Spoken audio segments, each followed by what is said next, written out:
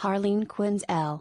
Originally, this popular DC villain was only supposed to appear in one episode of The Batman, the animated series by Paul Dini and Bruce Timm. However, the quirky, yet crazed sidekick made such an impression in Joker's favor that Harley became an overnight sensation.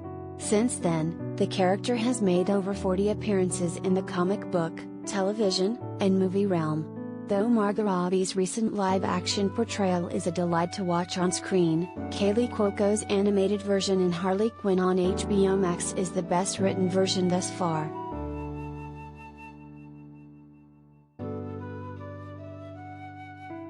Let's go back to David Ayer's version. While Suicide Squad does dig into the history of Harley and Joker, it only gives the bare bones of both their love story and Harley's background. That same thing can be said about Birds of Prey. Margot Robbie steps back into the role once again, but the approach to the character is a bit different. Again, the signature traits of what makes Harley famous were all present, but the biggest issue is that the film went out of its way to make Harley more of an anti-hero rather than a traditional villain.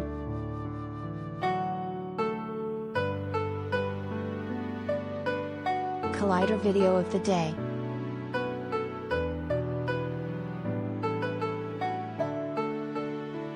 Showcasing a different incarnation of a comic book character is nothing new. However, Robbie's Harley is a traumatized soul who had an unhealthy obsession with the Joker. Harley's arcs in both films are rooted in her origin story.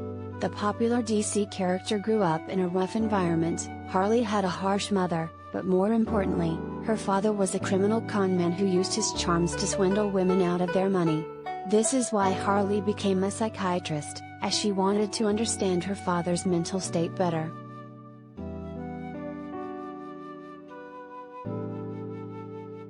Harley's relationship with the Joker is essentially Harley manifesting a relationship similar to the one she saw modeled with her father.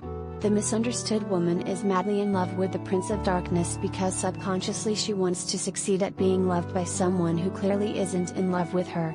Harley's father ultimately left and abandoned her family, so her infatuation with the Joker is in some odd way a manifestation of her trauma. However, neither Ayer, Cathy Yan, nor James Gunn really addresses the root of why Harley Quinn is so drawn to the criminal lifestyle, opting instead to give her a wacky personality that may or may not be due to past trauma. This isn't to say that Suicide Squad, Birds of Prey, or The Suicide Squad are bad films, just projects that don't represent the full extent of who the character truly is.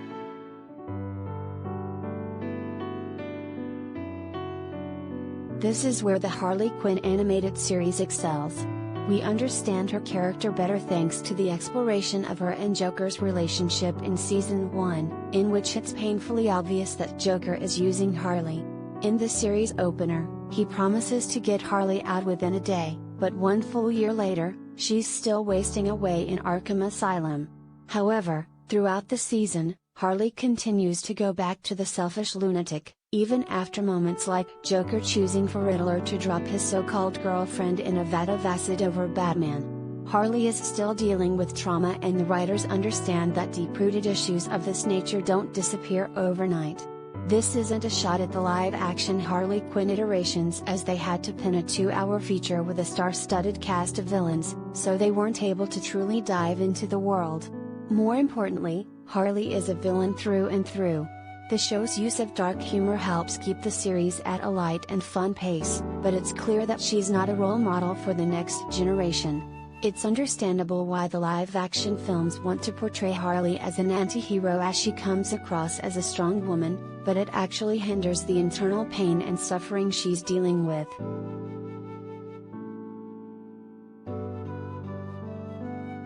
The show also does an excellent job at developing the bond between Harley and Ivy. The former helped Ivy through a tough time of simply being around humans, so it makes sense why these ladies are friends. Thankfully, Harley Quinn doesn't just jump into their relationship once her and Joker are done for good. The romantic tension is there, but viewers are never slapped in the face with it. Even after the two wake up in bed together for the first time, their budding relationship builds in an organic way. Harley is fresh off a bad long-term relationship and Ivy isn't exactly a people person, so it makes sense why they simply don't go with their feelings from the beginning. Ivy likes Kite Man, but she was never in love with him. Harley is really the only person who understands the troubled woman. Audiences are allowed to connect with these two because they're generally likable, though twisted, and their situation is relatable. When Harley and Ivy finally ride off into the sunset after declaring their love for one another, it's a 2-season arc that pays off because of how well written their story is.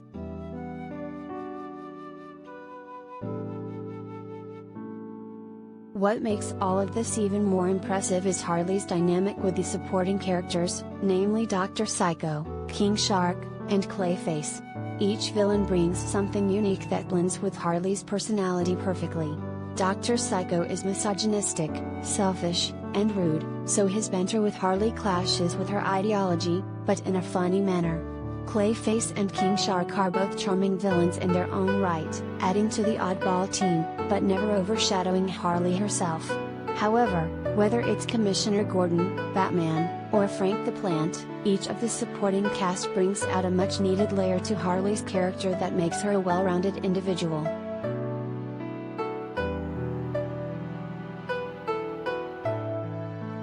All in all, the HBO Max version of Harley Quinn is the best version of the character yet. It helps that the writers have multiple episodes to truly flesh out the popular DC character, thus adding much-needed depth to the Joker/Harley relationship, along with the evolution of Harley herself as not just a person, but a villain. Each incarnation brings a fun sense of life to Harley Quinn, but only one stands true to the comics while developing its own style.